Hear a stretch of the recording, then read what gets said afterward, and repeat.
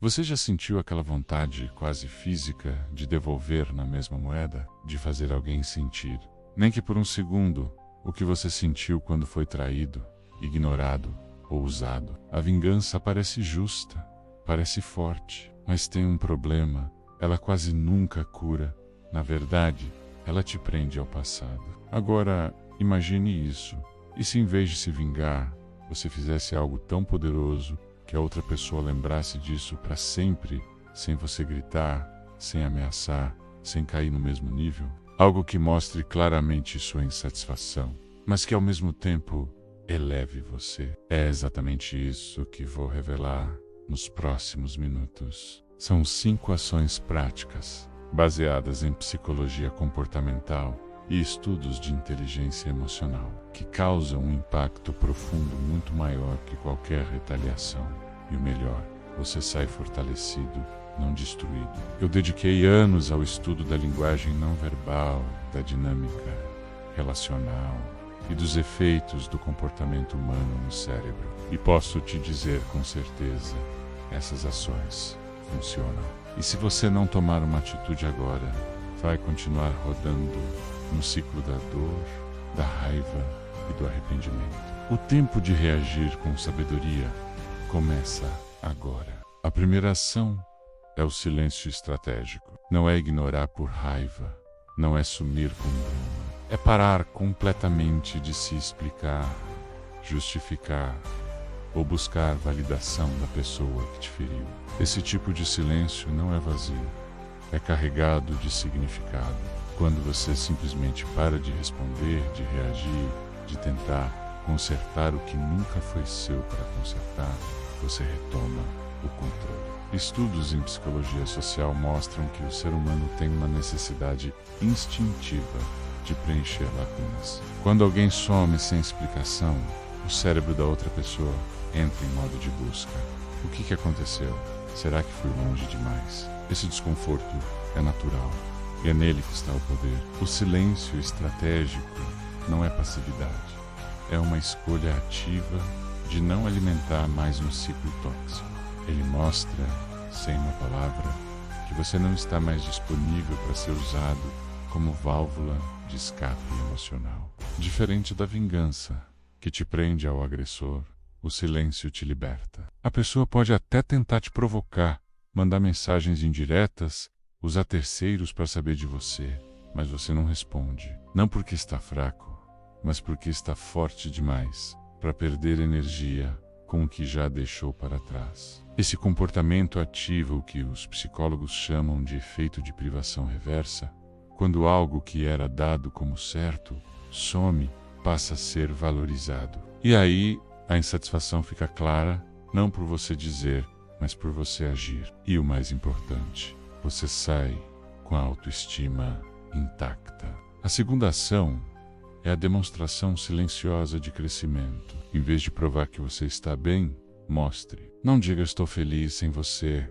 Viva isso. Mude, evolua, alcance metas, cultive novos hábitos. Faça isso com naturalidade, sem alarde, mas de forma visível. Quando a pessoa te ver mais forte, centrado, mais realizado, sem que você tenha dito uma palavra, o impacto será profundo. A mente humana é programada para comparar. E quando alguém que foi rejeitado ou ferido volta mais evoluído, isso gera um desconforto emocional naquele que causou a dor. Ele começa a se perguntar: será que subestimei essa pessoa? Esse tipo de ação é tão eficaz porque ataca o orgulho alheio de forma indireta, mas incontestável. Você não precisa humilhar ninguém menos. Basta não mais ser humilhável. A ciência mostra que o cérebro reage mais intensamente a mudanças observáveis do que a palavras. É o que chamamos de validação comportamental. Quando você muda seu corpo, sua rotina, seu ambiente, está enviando uma mensagem clara: você não me quebrou, você me fortaleceu. E isso dói mais que qualquer ofensa, ainda mais porque não há como contestar. Você não está se vingando, esta se superando. E o mais poderoso, essa ação só depende de você. Não precisa do outro para funcionar. Cada passo que você dá em direção ao seu bem-estar é uma resposta silenciosa, mas definitiva. A terceira ação é a mudança de narrativa pública. Não é falar mal da pessoa, nem espalhar segredos. É simplesmente deixar de incluir lá na sua história. Quando alguém perguntar sobre você, sobre sua vida, sobre seu passado, não mencione o nome, não faça alusão, diz Paco. É como se aquela pessoa nunca tivesse existido. Esse tipo de exclusão social é profundamente simbólico. Em estudos antropológicos, a exclusão de narrativas coletivas é considerada uma das formas mais antigas de punição simbólica. Quando você para de contar uma história em que a pessoa se via como protagonista ou vilã, você a remove do seu legado. E isso machuca, porque todos querem fazer parte de algo maior. Quando você deixa de contar como foi traído, como foi magoado, você está dizendo, sem gritar: você não foi importante o suficiente para marcar minha história. Isso é muito mais forte que xingar ou ameaçar. A pessoa pode até tentar se intrometer, reaparecer, provocar menos, mas você já seguiu. E o pior para quem causou o dano, ele percebe que você seguiu não apesar dele, mas como se ele nunca tivesse existido. Essa ação é baseada no conceito psicológico de desimportância percebida. Quando alguém sente que perdeu relevância na vida do outro, o impacto emocional é profundo. E você não precisa ser cruel, basta ser indiferente. E a indiferença, quando bem executada, é a resposta mais poderosa que existe. A quarta ação é o cuidado visível com você mesmo. Em vez de sofrer em silêncio, cuide-se com evidência. Cuide do corpo, da mente, das emoções. Faça terapia, pratique esportes, alimente-se bem, durma o suficiente e deixe isso visível. Não para exibir, mas para afirmar: eu valho isso. Quando alguém que te tratou com descaso te vê cuidando de si com respeito, ele sente um desconforto profundo, porque ele sabe que não fez o mesmo. Esse comportamento ativa um mecanismo chamado cognição dissonante. A pessoa começa a questionar suas próprias ações. Será que eu errei mesmo? O poder dessa ação está no contraste. Enquanto você cuida de si, a mensagem é clara: você pode ter me ferido, mas não me destruiu. E agora, eu me trato melhor que você. Isso não é vingança menos, é autorrespeito em ação. E o mais interessante, quanto mais saudável você fica, mais a outra pessoa se sente exposta. Não por você dizer, mas por você mostrar. A ciência mostra que o cérebro humano é altamente sensível a contrastes morais. Ver alguém que foi maltratado se recuperar com dignidade gera vergonha inconsciente no agressor. E essa vergonha é muito mais duradoura que qualquer ofensa direta.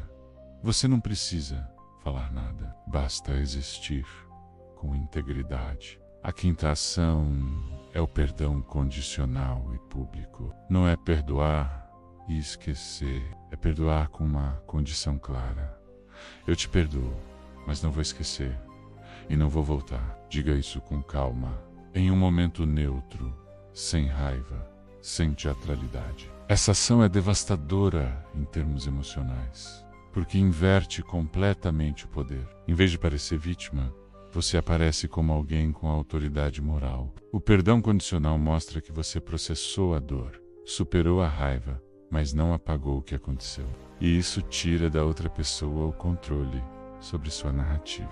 Estudos em psicologia do perdão mostram que perdoar com limites claros é a forma mais saudável de encerrar ciclos. E quando feito de forma pública, menos mesmo que em um círculo pequeno, reforça sua posição de quem saiu fortalecido. A pessoa pode esperar ódio, rancor, vingança, mas recebe perdão com firmeza. E isso a deixa sem chão, porque ela não pode mais se ver como vítima da sua raiva, nem você como vítima dela. Você se coloca acima do jogo. E isso é insuportável para quem agiu com baixeza. O perdão condicional não é fraqueza menos. É a forma mais elevada de justiça emocional. E é a única resposta que cura quem a pratica, sem destruir quem a recebe. Agora que você conhece essas 5 ações silêncio estratégico, demonstração de crescimento, mudança de narrativa, cuidado visível e perdão condicional, você tem armas mais poderosas que qualquer vingança. Elas não te rebaixam, elevam e causam um impacto que dura muito mais que um ato de retaliação. Se este vídeo fez sentido para você, compartilhe com alguém que está prestes a cometer o erro de se vingar. Muitas pessoas acham que vingança é força, mas verdadeira força é escolher sair com dignidade. E se você quer ir além, se quer saber como reconstruir sua autoestima depois de um rompimento, prepare-se. No próximo vídeo, vou revelar os 3 comportamentos silenciosos que indicam que você ainda está preso ao passado e como se libertar de vez. Inscreva-se agora, ative o sininho e não perca. Porque o futuro que você merece começa quando você para de reagir e começa a agir com propósito.